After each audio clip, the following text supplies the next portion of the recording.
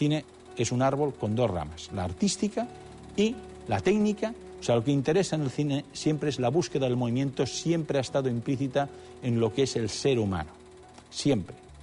Incluso en las sombras, porque las sombras tú las movías, no era una cosa estática, por eso es cine, pero se le considera precine porque no está en una película. Estas sombras eran las que se exhibían en los palacios de los reyes de Francia y de España, concretamente María Antonieta pudo ser una de esas personas que vio esas sombras que ustedes están viendo.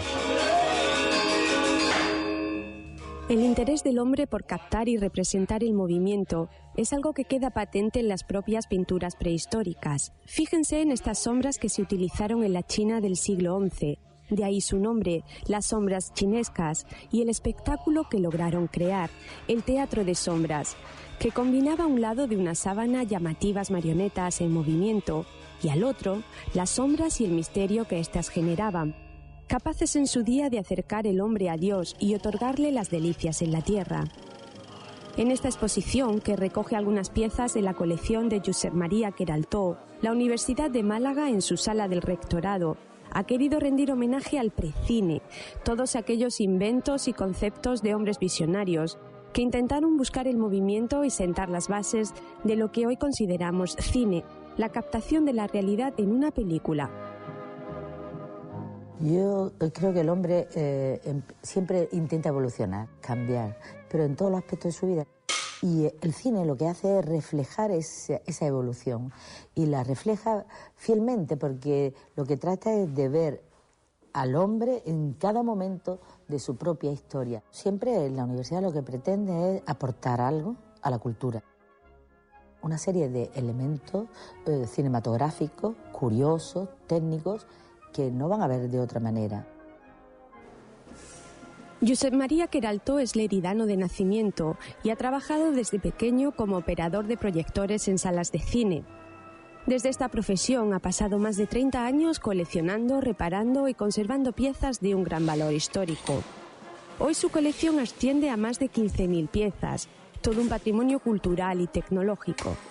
Este aparato que le está accionando es una linterna mágica que se inventó en el siglo XVII y que se ha considerado la precursora de las sesiones de cine, al proyectar imágenes sobre una superficie plana.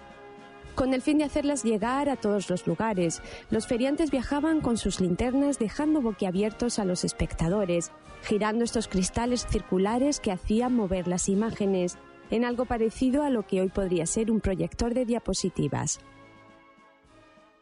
La linterna mágica es un aparato que proyecta unas imágenes fijas, pero que quedan compensadas por el narrador. El narrador explica una historia. Las linternas mágicas primeras que se utilizaron las llevaban los linternistas, que iban con unas panderetas y anunciaban por los pueblos, los sitios alejados, espectáculos, y hacían espectáculos de leyendas y mitos, y lo llevaban, cargaban los cristales, cargaban la linterna. Entras en un mundo más científico, no práctico, sino científico. Ya te interesa cómo lo hacían, cómo se inventó la proyección. Y al final me he dado cuenta que esto ha venido más de casualidad que no del querer. Todas estas piezas, estos juguetes, son los que dieron las ideas para inventar el cine.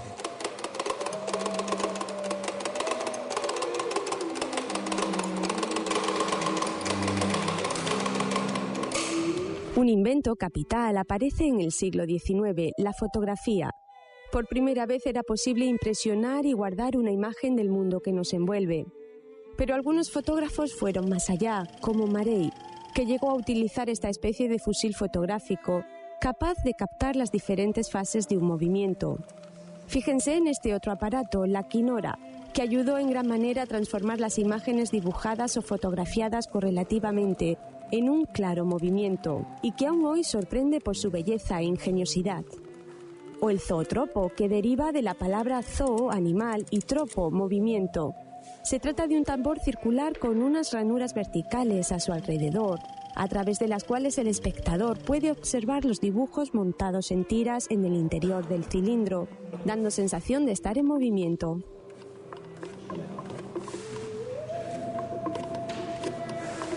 Ese concepto de movimiento de la imagen estática del zoótropo con el negro fue el concepto que se aplicó a dos líneas del cine, dos líneas muy importantes. La línea de la cinematografía propia, que fue el obturador de Lumière, y la línea de los dibujos animados, que fue el prasinoscopio de Emile Renox. Por lo tanto, la creación de los dibujos animados se remonta anterior a la propia creación de la cinematografía. Con la persistencia de la visión, la fotografía y la proyección, ya estaban en marcha los tres elementos que constituirían el cine. Pero faltaban dos más, la película perforada y el mecanismo de avance intermitente que la mueve. Edison consiguió en 1890 en Estados Unidos inventar el kinetoscopio, unas cajas que contenían una serie de bobinas y que permitían ver una película individualmente. Luego Lumière inventó el obturador y con él llegamos al cine. Una larga historia de inventos y ocurrencias, una fantástica base para mirar al futuro.